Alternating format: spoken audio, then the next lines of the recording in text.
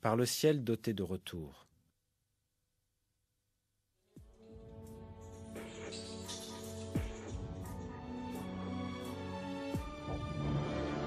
Le mot raj, traduit par retour dans le verset, exprime aussi la notion de renvoi. Cela montre un fait scientifique important. L'atmosphère entourant la Terre est composée de plusieurs couches.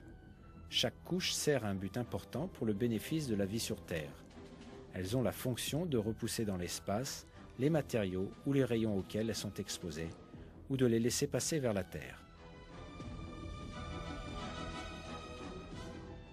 Par exemple, la troposphère, 13 à 15 km au-dessus de la Terre, permet à la vapeur d'eau montant de la surface de la Terre de se condenser et de revenir sous forme de pluie.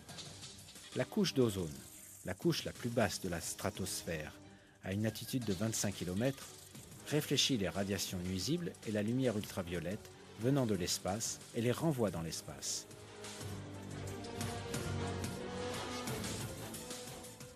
L'ionosphère réfléchit les ondes radio émises depuis la Terre vers d'autres parties du globe comme un satellite de communication passif. Ainsi, elle rend possible les communications sans fil, les émissions de radio et de télévision sur de longues distances.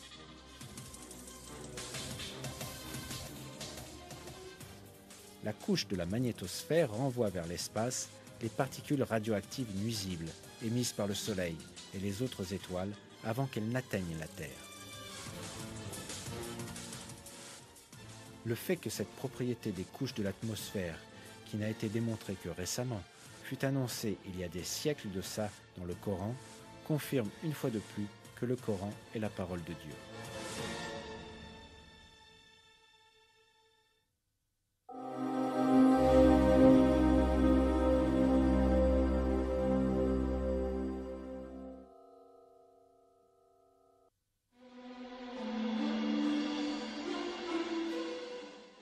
Les nuages peuvent donner l'impression, à première vue, que ce sont simplement de grands corps de vapeur flottant dans l'air, mais leur poids peut atteindre des chiffres très étonnants.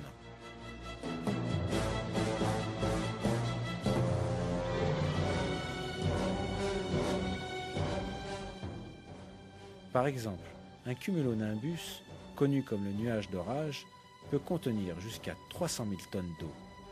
Le fait qu'une masse de 300 000 tonnes d'eau puisse rester en l'air est proprement stupéfiant.